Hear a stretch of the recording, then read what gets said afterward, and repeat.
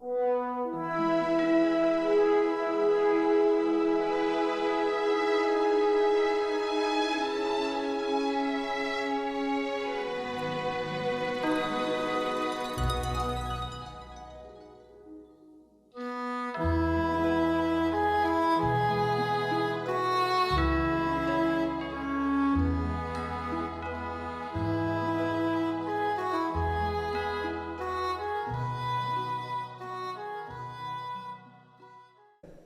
chapitre 2, la Grèce avait été représentée par ce que vous voyez ici, les cuisses des reins.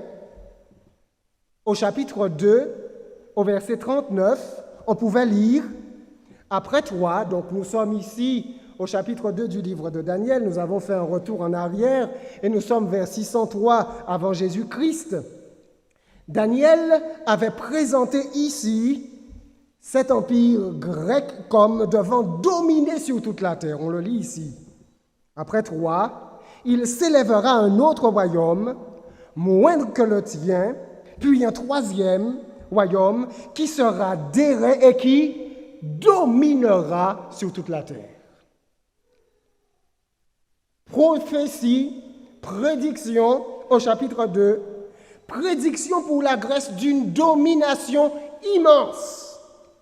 Ensuite, quelques années plus tard, au chapitre 7, sous le symbole d'un léopard, Daniel avait encore prédit pour la Grèce des conquêtes fulgurantes, on le voit. Après cela, je regardais, et voici un autre était semblable à un léopard, et avait sur le dos 4 ailes comme un oiseau. Cet animal avait 4 têtes, et la domination lui fut donnée. Même mot, domination. On l'a vu au chapitre 2, on le voit de nouveau au chapitre 7. Mais là, le symbole est différent. Et prêtons attention aux symboles qui sont employés. L'animal qui est considéré est un léopard. Un des animaux les plus rapides, c'est le léopard. Et ensuite, vous avez le symbole des ailes. Le lion nous avait été présenté avec 2 ailes. Mais ici, la Grèce, symbolisée par cet animal, lui possède 4 ailes. Une domination 2 fois plus importante que celui de l'Empire babylonien. Rapidité, étendue de la domination, voilà ce que nous présente encore ici le chapitre 7. Donc les conquêtes de cet empire devront être extrêmement rapides. Daniel le prédit, Daniel l'annonce avant l'émergence, avant la domination de cet empire grec. Au chapitre 8, on va le voir encore. Daniel 8 ira jusqu'à prédire en détail le conflit qui devra se produire avec les Perses. Extraordinaire. Comme je regardais attentivement, voici un bouc venait de l'Occident. Regardez l'orientation, l'Occident, c'est-à-dire le côté où se trouve la Grèce, et parcourait toute la terre à sa surface sans la toucher. Donc vous avez ce bouc qui vient de l'Occident, il va tellement vite qu'il rase la surface de la terre, il ne la touche même pas. Ce bouc avait une grande corne entre les yeux. Nous avons vu ce passage tout à l'heure. Donc cette grande corne, nous l'avons vu déjà, représente Alexandre le Grand. Maintenant, la rapidité de ces conquêtes nous sont présentées. Il avance rapidement, il rase toute la surface de la terre. Au verset 6, où va-t-il? Il arriva jusqu'au bélier, qui avait des cornes et que j'avais vu se tenant devant le fleuve, et il courut sur lui dans toute sa fureur. Le bouc représente l'Empire grec, Daniel le dit clairement, nous l'avons vu tout à l'heure, et le bélier représente l'Empire médo-persan. Donc le bouc, l'Empire grec, et le bélier, l'Empire médo-persan. Daniel va nous décrire la bataille qui va mettre fin à la domination des Mèdes et des Perses. Et regardez ce qu'il dit. Tout d'abord, son attention se porte sur le bouc. Il courut sur lui dans toute sa fureur. Au verset 7, je le vis qui s'approchait du bélier et s'irritait contre lui. Il frappa le bélier et lui brisa les 2 cornes, sans que le bélier eût la force de lui résister. Il le jeta par terre et le foula, et il n'y eut personne pour délivrer le bélier. Comparons ici les 2 animaux. Tout d'abord, le bouc nous est présenté avec une extrême ardeur. C'est bien là la caractéristique d'Alexandre le Grand. Une ardeur, une persévérance, une obstination extraordinaire dans la conquête et dans la bataille. On le voit qui court, il avance, rien ne peut l'arrêter. Il court sur le bélier avec fureur. Au verset 7, lorsqu'il s'approche du bélier, il s'irrite contre lui, c'est la bataille. Ce sont les combats, ce sont les adversaires qui meurent. Et qu'arrive-t-il? Il frappe le bélier, lui brise les 2 cornes, parce que c'était un empire bipolaire, d'un côté les Mèdes et d'un côté la Perse. Daniel prédit ici l'avenir. Que des prédictions! Et maintenant, l'attention de Daniel se tourne vers la résistance des Mèdes et des Perses. Et il nous dit, sans que le bélier eût la force de lui résister. Donc il semble que le bélier n'a pas de force, que le bélier ne peut pas tenir tête, que le bélier ne peut pas faire face. Et effectivement, c'est bien ce qui s'est passé dans l'histoire. Et ici, vous avez cette fresque, c'est cette mosaïque. Vous la voyez ici. Elle présente le combat d'Alexandre le Grand contre Darius III. Tout à fait sur la gauche, vous avez Alexandre le Grand qui est à cheval. Il est sur Bucéphale, vous le voyez. Et ensuite, au milieu, vous avez un homme sur un char. C'est Darius III. Et la mosaïque que vous avez ici décrit un moment des plus importants. C'est le moment où Alexandre va briser les lignes de défense perse. Darius a les yeux grands ouverts. Il est terrifié. Il a peur. Il va saisir les rênes de son char. Ce qui est impensable pour un roi perse. C'était toujours celui qui dirigeait son char, qui menait le chariot. Mais sous la peur, sous la crainte, Darius va tirer les rênes de son char, il va faire volte-face et il va fuir devant Alexandre le Grand. Ce sera sa défaite. Il mourra quelque temps après. Alexandre le Grand pénétrera à Persépolis, dans la capitale, et il y mettra le feu. C'était le nouveau conquérant. Comme la prophétie l'avait dit, vous voyez, l'histoire, l'archéologie confirme exactement. La prophétie a annoncé l'émergence d'Alexandre le Grand. La prophétie a annoncé la domination d'Alexandre le Grand. Mais la prophétie n'a pas terminé et elle continue d'annoncer les événements de la vie d'Alexandre le Grand. Regardez le verset 4. Et lorsqu'il se sera élevé, son royaume se brisera et sera divisé vers les 4 vents des cieux. Il n'appartiendra pas à ses descendants, et il ne sera pas aussi puissant qu'il l'était, car il sera déchiré et il passera à d'autres qu'à eux. La prophétie a annoncé l'émergence d'Alexandre le Grand, sa domination, sa conquête rapide, mais il doit être brisé. Voilà ce que la prophétie a annoncé de ce qui se passera. Prophétie de Daniel 11. Daniel 8 dira la même chose également, parce que nous faisons toujours les parallèles. Et nous sommes au chapitre 8, du verset 8. Le bouc, qui représente Javan, qui représente la Grèce, Javan et Grèce, représente le même pouvoir. Le bouc devint très puissant, mais lorsqu'il fut puissant, sa grande corne se brisa. Regardez comme c'est écrit. Extraordinaire. C'est stupéfiant. La grande corne se brisa et 4 grandes cornes s'élevèrent pour la remplacer aux 4 vents des cieux. L'image que vous avez ici représente la mort d'Alexandre le Grand. Il n'a pas encore 33 ans. Nous sommes ici alors en 323 avant Jésus-Christ. le 11 juin.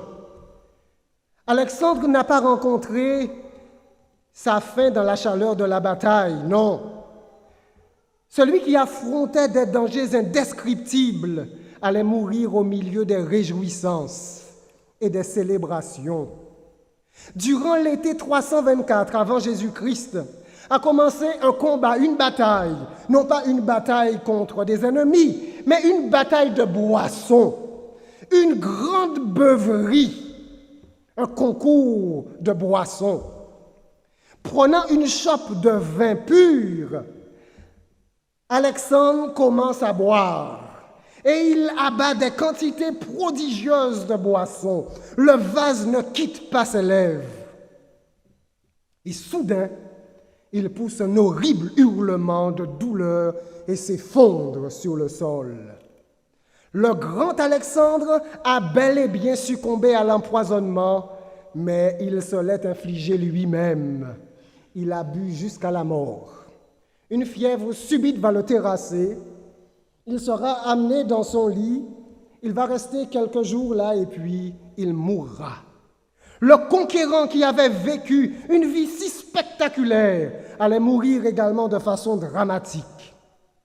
Et alors qu'il flotte dans un état de semi-conscience, Alexandre sent que son heure approche. Il glisse son anneau d'or et le remet à Perdiccas, qui est son général le plus digne de confiance. Ses proches qui sont là ne comprennent pas ce que cela signifie. Et ses amis lui demandent « À qui laissez-vous le royaume ?» Et dans un dernier souffle, Alexandre répond « Au plus fort ». Alexandre est mort, il n'a pas 33 ans. La prophétie avait annoncé qu'il émergera, qu'il dominera et qu'il se brisera.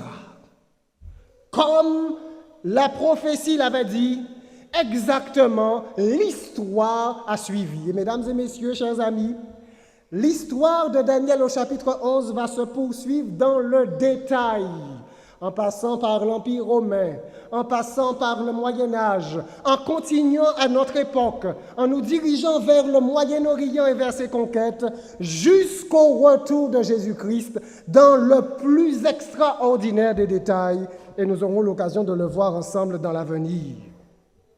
La prophétie ne s'arrête pas là concernant Alexandre le Grand.